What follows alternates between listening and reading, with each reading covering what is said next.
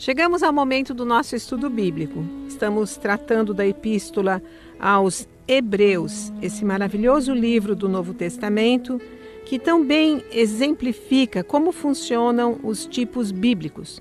Por essa razão, é lendo Hebreus que entendemos que o ofício de sumo sacerdote, instituído no Antigo Testamento, teve o seu cumprimento em Cristo Jesus. Ele é o sumo sacerdote perfeito, que ofereceu o sacrifício eficaz e definitivo em favor daqueles que Deus escolheu antes da fundação do mundo para serem seus filhos em Cristo. Como sumo sacerdote perfeito, ele fez a propiciação pelos pecados dos eleitos de Deus.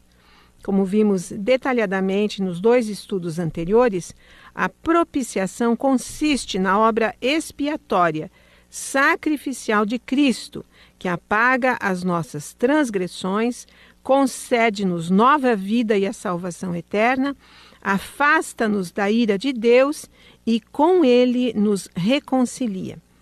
Falar da ira de Deus pode soar estranho para alguns. Porém, um ponto fundamental da revelação especial de Deus é justamente o fato incontestável de que ele, por ser santo, está irado contra todos os que são culpados de injustiça.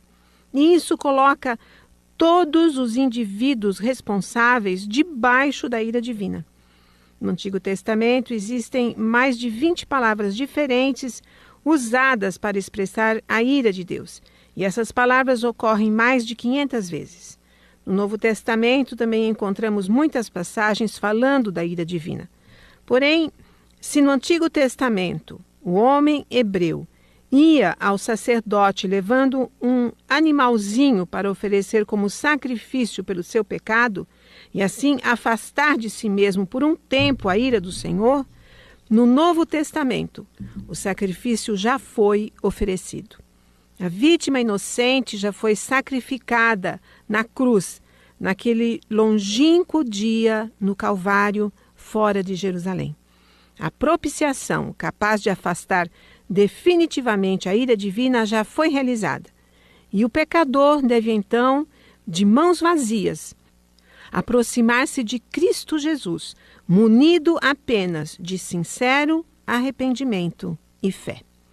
Como já vimos, a propiciação é obra do próprio Deus. Ela foi realizada através da morte de Jesus Cristo e ela manifesta a justiça de Deus. É porque ele é santo e justo que seu Filho amado veio à terra para dar a sua vida em favor dos pecadores. O que homem nenhum poderia fazer, Cristo Jesus fez de uma vez por todas. A propiciação era a força motriz na vida de Jesus, como James Packer afirma em seu livro O Conhecimento de Deus, da editora Mundo Cristão. Desde o começo do seu ministério na terra, encontramos nos evangelhos a constatação de que Jesus agia com a plena convicção de que iria dar a sua vida como sacrifício pelos nossos pecados. Daí a sua agonia no Getsêmani e a angústia na cruz, pois toda a ira que os pecadores merecem receber de Deus estava naquele momento sobre o seu corpo e a sua alma na cruz. Assim, ao nos mostrar a angústia e o sofrimento dele, a propiciação nos mostra também o quanto é grande e horrível o nosso pecado. E nos revela ainda como é triste o destino daqueles que rejeitam o perdão que Deus oferece graciosamente em Jesus. A esses aplicam-se as palavras que Jesus disse a respeito de Judas, o traidor, em Marcos capítulo 14, verso 21. Melhor seria se eles não tivessem nascido. A propiciação é a fonte da qual emana a verdadeira paz com Deus.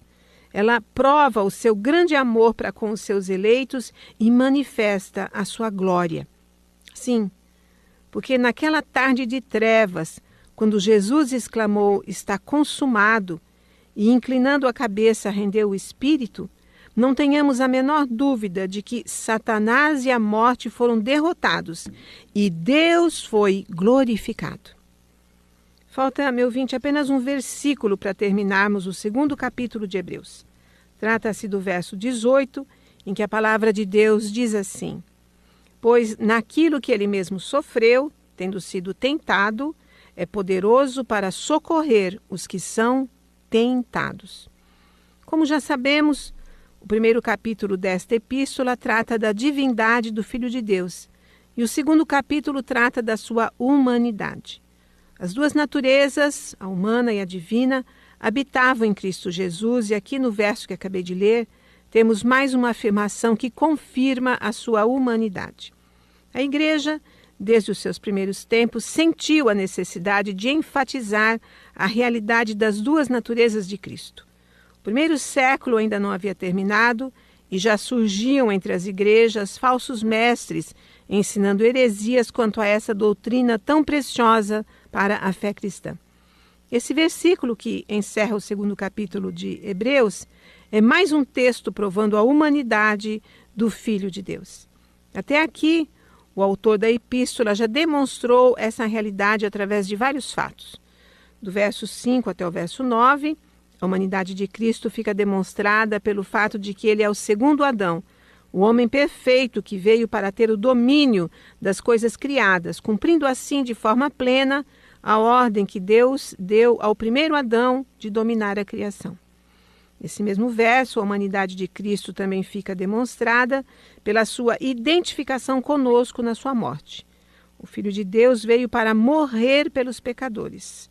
O Verbo eterno encarnou-se para morrer, fato que jamais poderia acontecer se ele não fosse verdadeiramente homem. No verso 10, consta que o Filho de Deus precisou ser aperfeiçoado por meio de sofrimentos, e essa é mais uma prova da sua humanidade, pois sua natureza divina sempre foi perfeita. Somente como homem foi que ele precisou e pôde se desenvolver. Da mesma forma como ele não nasceu sabendo falar, tendo que aprender o idioma do seu povo, ele também não nasceu com sua personalidade completa e teve que ser aperfeiçoado por Deus. Do verso 11 ao 15, a humanidade do Filho fica demonstrada pelo fato de que aqueles que nele creem são feitos seus irmãos. Ora, em nenhum lugar da Escritura Sagrada é dito que algum homem possa ser irmão de Deus. O ser humano só pode ser irmão de outro ser humano. Cristo, por causa da sua divindade, é o Redentor e o Senhor. Mas por causa da sua humanidade, é irmão dos verdadeiros cristãos e faz deles membros da família de Deus. Outra prova da identificação de Cristo com a nossa humanidade está no verso 16, onde consta que ele não socorre a anjos, e sim a descendência de Abraão. Como Deus encarnado, Deus homem, ele veio ajudar os descendentes espirituais de Abraão, que são seus irmãos. No verso 17, temos mais uma prova inquestionável da sua humanidade, pois consta ali que ele é o sumo sacerdote fiel e misericordioso no serviço a Deus. Ora, Cristo só poderia exercer esse ofício na condição de homem. Nenhum anjo poderia fazê-lo. E se o Verbo divino não tivesse vindo à terra como carne, como ser humano, ele não teria podido cumprir esse ofício e fazer propiciação pelos pecados do povo. O Filho de Deus precisou nascer como ser humano nesta terra para ser o nosso sumo sacerdote. Essa é, portanto, mais uma forte prova da humanidade do Filho. E chegamos então à última prova dessa realidade no segundo capítulo de Hebreus. O verso 18 garante que Jesus Cristo é capaz de nos socorrer na hora da tentação, porque ele mesmo foi tentado.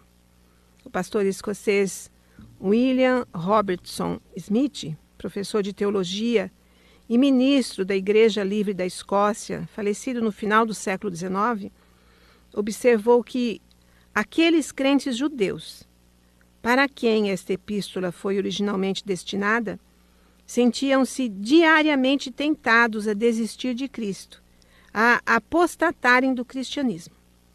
Essa passagem mostra que Jesus compreendia isso, compreendia a situação deles e podia ajudá-los a ser fiéis. Essa afirmação é complementada um pouco mais adiante no quarto capítulo, verso 15, onde lemos que Não temos sumo sacerdote que não possa compadecer-se das nossas fraquezas. Antes, foi ele tentado em todas as coisas à nossa semelhança, mas sem pecado. Meu ouvinte, as duas passagens nos afirmam que o Filho de Deus foi tentado enquanto cumpria o seu ministério na terra. Quando pensamos nesse fato, geralmente limitamos as tentações àquele período em que, depois do batismo no Jordão, Jesus foi levado pelo Espírito Santo ao deserto para ser tentado pelo diabo ou pelo caluniador. Esse evento é narrado no início dos evangelhos conforme Mateus, conforme Marcos e conforme Lucas. Mas essa não foi a única ocasião em que ele foi tentado. Aliás, em Lucas, 4º capítulo, verso 13, temos uma informação bem esclarecedora a esse respeito, pois lemos: passadas que foram as tentações de toda sorte, apartou-se dele o diabo até momento oportuno. Esse texto parece indicar que, depois daquela vitória sobre o diabo, Jesus não ficou livre de tentações por parte desse inimigo. William Hendrickson, em seu comentário sobre o Evangelho conforme Lucas, publicado pela editora Cultura Cristã, afirma que essa passagem não pretende que Satanás tenha desistido de levar a bom termo suas sinistras atividades por longo tempo, mas simplesmente que o príncipe do mal se apartou até o momento oportuno.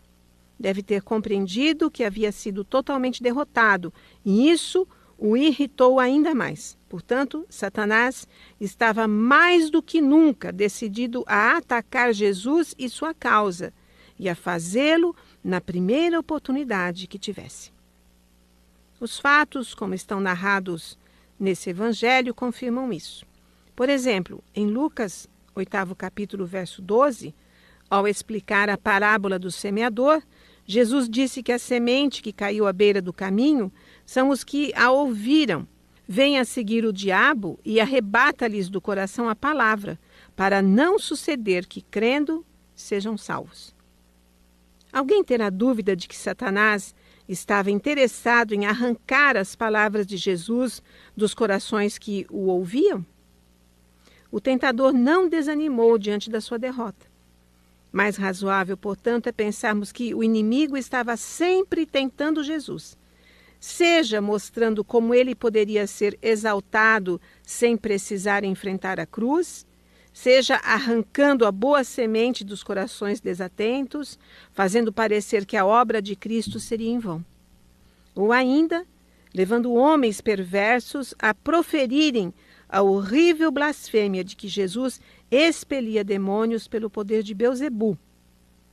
Voltando ao texto de Hebreus, 2º capítulo, verso 18, a palavra tentação não deve ser entendida por nós, no caso de Jesus, como tentação ao pecado, e sim que ele foi provado, foi submetido a teste especialmente pelos sofrimentos da cruz. Sofrimentos dos quais ele, como homem, se sentiria inclinado a fugir, não cumprindo assim a sua missão. Então podemos deduzir que o período compreendido entre a noite no Getsêmani e a cruz foi o período de maior prova, maior tentação para Jesus, por causa dos incalculáveis sofrimentos ali sentidos por ele. Simon Kistemaker, em seu comentário de Hebreus, publicado pela editora Cultura Cristã, concorda que o texto em questão, Hebreus 2,18, demonstra que a humanidade de Jesus é genuína pelo fato de que Cristo foi tentado. Ele experimentou pessoalmente o poder do pecado quando Satanás o confrontou e quando a fraqueza da nossa natureza humana tornou-se evidente. Jesus experimentou a fome quando foi tentado por Satanás no deserto.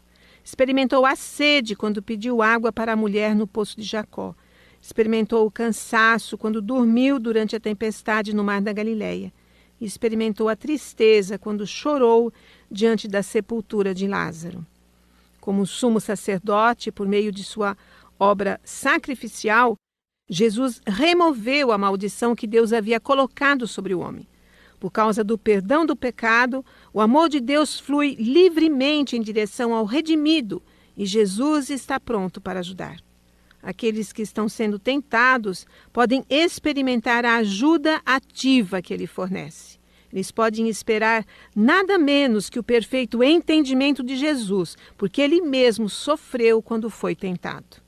Evidentemente, Jesus não participou conosco da experiência de pecado, mas em vez disso, por causa de sua impecabilidade, Jesus experimentou totalmente a intensidade da tentação. Ele é capaz e quer nos ajudar a opor-nos ao poder do pecado e da tentação. Como ele disse à mulher pecadora na casa de Simão, o fariseu, teus pecados estão perdoados, vá em paz. Isso está em Lucas, capítulo 7, versos 48 e 50. Então, como ele disse a essa mulher, assim também Jesus mostra sua misericórdia, sua paz e amor para nós. Ele é o nosso sumo sacerdote compreensivo. Agora, meu ouvinte, que terminamos de ver o 2º capítulo de Hebreus, eu penso que é oportuno respondermos a algumas questões que podem surgir na mente dos ouvintes com relação às duas naturezas de Cristo. Esse é mesmo um assunto difícil e não foi à toa que o escritor sacro usou a parte inicial da epístola para afirmar tanto a divindade quanto a humanidade do Filho de Deus, nosso amado Redentor. Uma questão que pode ser levantada é quanto à importância desse assunto para os crentes em geral. É de fato relevante termos convicção de que Jesus Cristo é 100% Deus e 100% homem? A resposta é um retumbante sim. Observe, meu ouvinte, que o Evangelho conforme João inicia-se com a afirmação da divindade de Jesus. E antes de completar 15 versículos, já afirmou também a sua humanidade. Os crentes sabem de cor esses primeiros versos, tão preciosos. No princípio era o Verbo, e o Verbo estava com Deus, e o Verbo era Deus. Ele estava no princípio com Deus. Todas as coisas foram feitas por intermédio dele, e sem ele, nada do que foi feito se fez. Isso está do 1º ao 3º verso. E o verso 14 diz: E o Verbo se fez carne e habitou entre nós, cheio de graça e de verdade, e vimos a sua glória, glória como do unigênito do Pai. Quando lemos esses versículos, estamos confessando nossa fé no Cristo, no ungido de Deus, que é tanto divino quanto humano. E sem essa convicção não existe fé, no sentido em que ela é apresentada na Escritura Sagrada e indispensável para a salvação. Outra pergunta que talvez surja é quanto à ocasião em que a Igreja reconheceu a doutrina das duas naturezas de Cristo. O teólogo Louis Berkhoff, em sua Teologia Sistemática, afirma que, desde os primeiros tempos, a Igreja confessa essa doutrina. Mas, meu ouvinte, isso não significa que ela não tenha sido cercada por divergências. Tanto assim que, nos 4 concílios que se reuniram depois daquele concílio de Jerusalém, narrado em Atos capítulo 15, então, nos 4 concílios seguintes, a questão das duas naturezas de Cristo foi discutida. Até que, em outubro do ano 451, foi convocado o concílio de Calcedônia pelo imperador oriental Marcião. Esse imperador, desde que subiu ao trono do Império Romano do Oriente, no ano 450, procurou de imediato estabelecer a unidade da Igreja em relação à crença nas duas naturezas de Cristo. Esse concílio reafirmou o que já havia sido estabelecido no concílio de Nicéia, ocorrido no ano 325, e estabeleceu uma definição de fé quanto a essa questão. A preocupação desse concílio girava em torno de reconhecer a unidade da pessoa de Cristo e afirmar as duas naturezas dele. O concílio, portanto, concordou que a divindade e a humanidade de Cristo existem sem confusão, sem mudança, sem divisão, sem separação.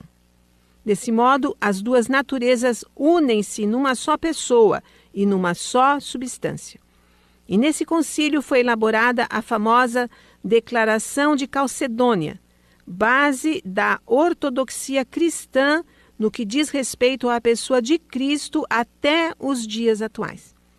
Essas informações aí sobre os concílios eu extraí da revista Nossa Fé, da Escola Dominical da Igreja Presbiteriana do Brasil, mais precisamente da edição Lutas e Vitórias, 500 anos da Reforma, lição número 6. Material muito precioso. Eu acho importante também destacar a observação de Berkoff sobre o concílio de Calcedônia. Diz ele que o concílio não solucionou o problema apresentado por uma pessoa que era ao mesmo tempo divina e humana, mas somente procurou afastar algumas das soluções que tinham sido oferecidas e que eram claramente reconhecidas como errôneas. E a Igreja aceitou a doutrina das duas naturezas numa pessoa, não porque tivesse plena compreensão do mistério, mas porque viu claramente nela um mistério revelado pela palavra de Deus. Para a Igreja, essa doutrina foi e continua sendo um artigo de fé, muito acima da compreensão humana. Agora, meu ouvinte, com essas informações históricas já em nossa mente, eu quero compartilhar com você alguns artigos da Confissão de Fé de Westminster, adotada pela Igreja Presbiteriana do Brasil, mas não somente por ela, como sistema expositivo de doutrina. A única regra de fé e prática é a Bíblia, não se discute, as Escrituras Sagradas do Antigo e do Novo Testamento. E o sistema de exposição de doutrina é a Confissão de Fé e os catecismos dela derivados, o Catecismo Maior e Menor, também chamados Catecismo Maior de Westminster, Catecismo Menor de Westminster. Esses símbolos de fé tratam do posicionamento da Igreja em relação aos 4 primeiros concílios que foram convocados por imperadores e não pelos papas.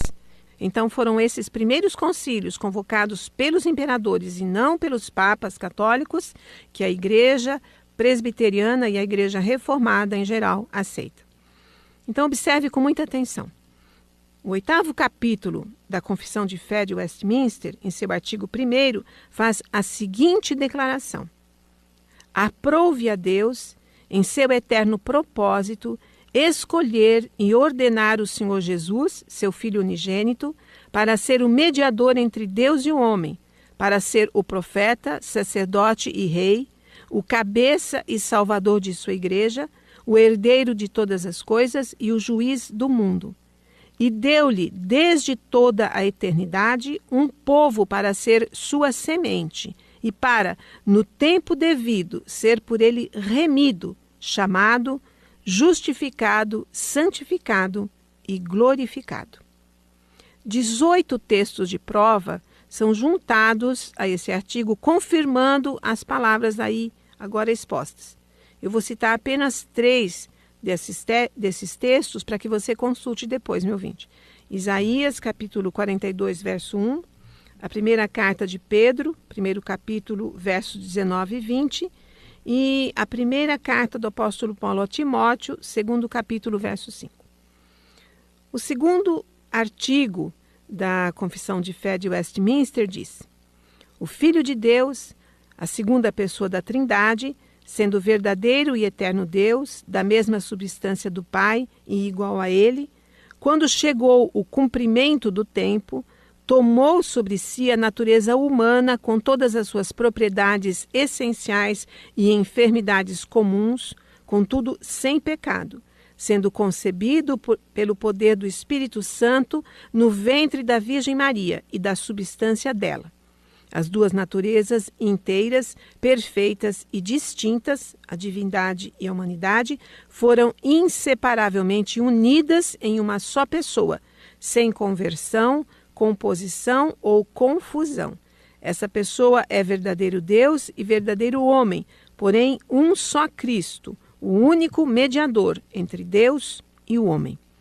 Esse artigo junta 13 textos de prova, alguns também com vários versículos. E eu destaco 4 para sua verificação posterior. Anote aí. Evangelho conforme João, 1º capítulo, versos 1 e 14. Primeira carta de João, 5º capítulo, verso 20. Evangelho conforme Lucas, 1º capítulo, versos 27 a 35. E Romanos, 9º capítulo, verso 5. Observe agora o que diz o artigo 3º da Confissão de Fé de Westminster. O Senhor Jesus, em sua natureza humana, unida à divina, foi santificado e sem medida ungido com o Espírito Santo, tendo em si todos os tesouros da sabedoria e da ciência. Aprove ao Pai que nele habitasse toda a plenitude, a fim de que, sendo santo, inocente, incontaminado e cheio de graça e verdade, estivesse perfeitamente preparado para exercer o ofício de mediador e fiador. Este ofício ele não tomou para si, mas para ele foi chamado pelo Pai, que lhe pôs nas mãos todo o poder e todo o juízo e lhe ordenou que os exercesse. 11 textos bíblicos confirmam a declaração desse artigo. E eu destaco Hebreus, 1º capítulo, versos 8 e 9, Colossenses, 2º capítulo, verso 3, Hebreus, 5º capítulo, versos 4 e 5, Evangelho conforme João, 5º capítulo, versos 22 e 27, e Mateus, capítulo 28, versos 18 a 20, o texto tão familiar aos nossos ouvidos e tão caro à nossa alma, em que depois da ressurreição, Jesus aproxima-se dos apóstolos e lhes fala: toda a autoridade me foi dada no céu e na terra. Ide, portanto, fazei discípulos de todas as nações, batizando-os em nome do Pai, do Filho e do Espírito Santo, ensinando-os a guardar todas as coisas que vos tenho ordenado. E eis que estou convosco todos os dias, até a consumação do século. E, a fim de não prolongar mais este exame da confissão de fé, eu passo para o 8º artigo, onde consta: Cristo, com toda certeza e de forma eficaz, aplica e comunica a salvação a todos aqueles para quem a adquiriu. Isso ele consegue, fazendo intercessão por eles e revelando-lhes na palavra e pela palavra os mistérios da salvação, persuadindo-os eficazmente pelo seu Espírito a crer e a obedecer, governando o coração deles pela sua palavra e pelo seu Espírito, subjugando todos os seus inimigos por meio de sua onipotência e sabedoria, da maneira e pelos meios mais condizentes com a sua admirável e inescrutável dispensação. 15 textos são juntados confirmando as afirmações desse artigo, dos quais eu destaco alguns para você examinar depois. Evangelho conforme João, 6º capítulo, versos 37 e 39, o 10º capítulo também de João, versos 15, 16, 27 e 28. A primeira carta de João, 2º capítulo, verso 1, Efésios, 1º capítulo, verso 9, e a primeira carta aos Coríntios, capítulo 15, versos 25 e 26. E eu quero encerrar este estudo em que tratamos especialmente das duas naturezas de Cristo, assunto dos capítulos 1º e 2º da Epístola aos Hebreus, deixando no ar uma pergunta para você meditar. Por qual razão o escritor de Hebreus chama o Senhor Jesus Cristo de apóstolo no 3º capítulo, verso 1? O que levou o autor sacro, meu ouvinte, a aplicar a Cristo um título que não lhe é atribuído em nenhuma outra parte de toda a Escritura Sagrada? Pense nisso. Está no 3º capítulo de Hebreus, que nós vamos começar no próximo estudo. E que tudo em nossa vida, meu ouvinte, até mesmo nossas indagações, nossas inquirições espirituais, sejam para a inteira glória daquele que merece toda a honra, o louvor e a glória, hoje e eternamente. Amém.